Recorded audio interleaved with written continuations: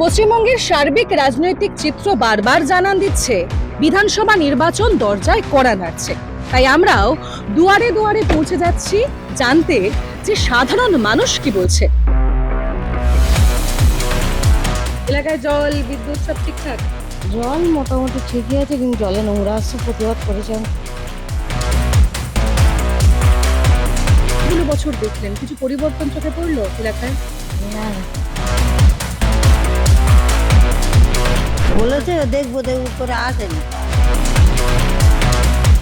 এলাকায় মোটামুটি ঠিক আছে, তখনকার থেকে এখন একটু পরিবর্তন তো।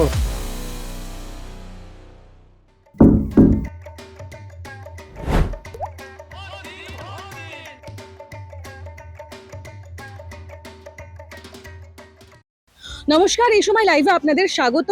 দুয়ারে ভোট নিয়ে আমি তনুশ্রী আপনাদের সঙ্গে। আমি এখন চলে এসেছি রাজডাঙ্গায়, অর্থাৎ কসবা বিধানসভা কেন্দ্রে। আর সেখানকার মানুষ কি বলছে চলুন জানি।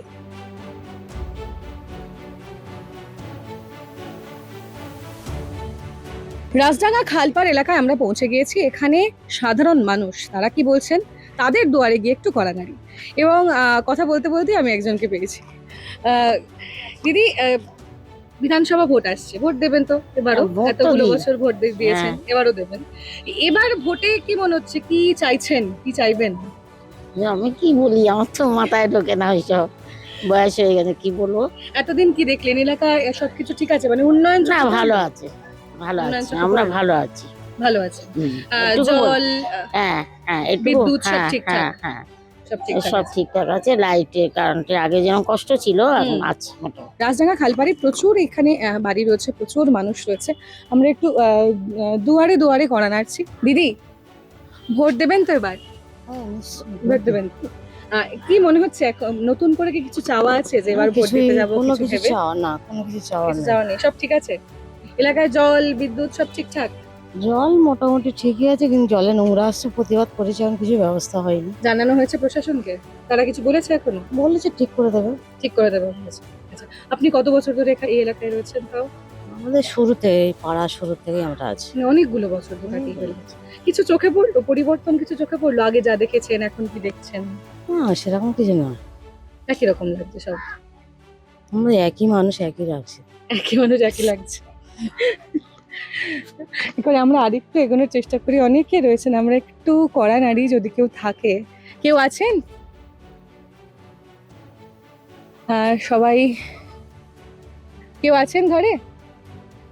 একটু বাইরে আসা যাবে, কথা বলা যাবে?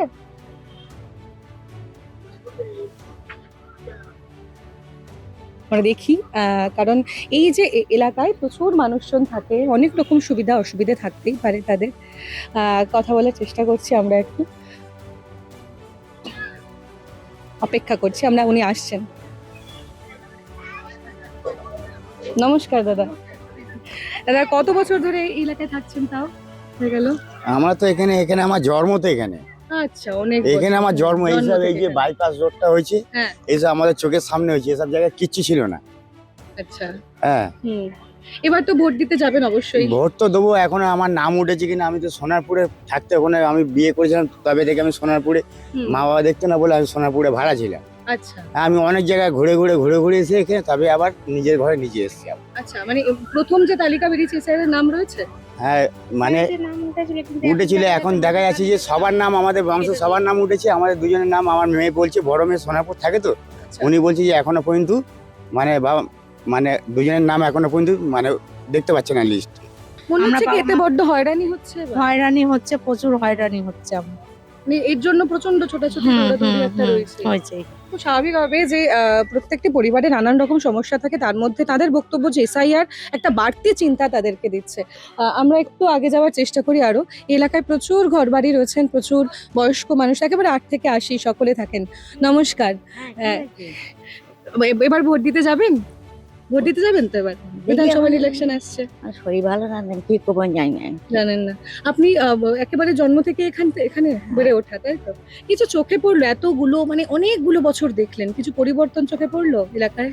না, কিছু পরিবর্তন চোখে পড়লো? আগে একটু একটু হাঁটতে হাঁটতেই পারি না। আচ্ছা, এই যে এতদিন ধরে দেখছেন রাস্তাঘাট ঘর বাড়ি কিছু চেঞ্জ হয়েছে? হ্যাঁ হয়েছে নিশ্চয়ই। কিছু চেঞ্জ হয়েছে। জলের সমস্যা কোনোদিন ছিল যেটা এখন ঠিক হয়েছে? বা হ্যাঁ এরকম জলে তো কিছু? পোকা হয়, এখনো হয়? পোকা গন্ধ হয়।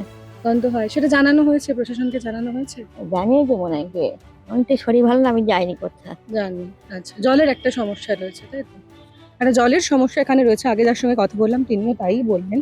আমরা আরেকটু জানার চেষ্টা করি যে এই এলাকায় মূলত কি কি সমস্যা রয়েছে। আমার এর সঙ্গে আমার ভিডিও জার্নালিস্ট প্রত্যয় মুখোপাধ্যায় রয়েছে। প্রত্যয়দা গোটা ছবিটা তুলে ধরছে। আমরা একটু ভেতরে যাওয়ার চেষ্টা করছি এখানে। দাদা, এখানে কি একেবারে শুরু থেকেই থাকা? একেবারেই। এখন তো সামনে বিধানসভা নির্বাচন, আবার ভোট দিতে যাবেন, আমরা প্রত্যেকেই যাই।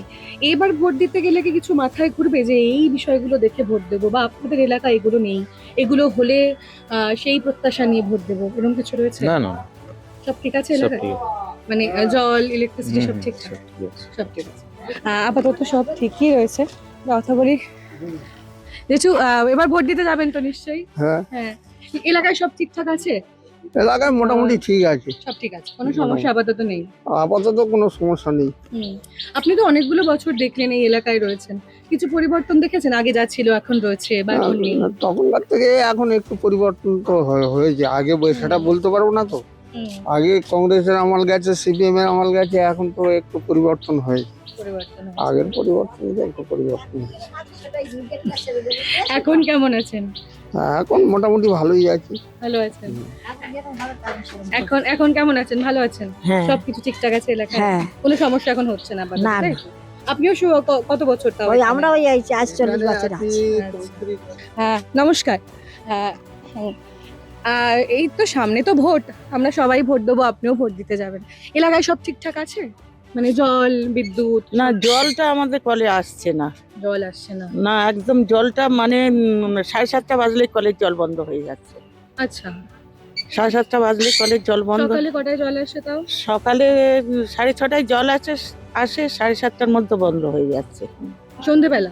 না না, না, সকালেই? সকালেই। তারপর তারপরে আর কেউ জল পায় না। জল পায় না, একটা হ্যাঁ, সমস্যা। এটা জানানো হয়েছিল প্রশাসনকে? জানানো না না, এখনো জানানো হয়নি। জানানো হয়নি। হয়নি।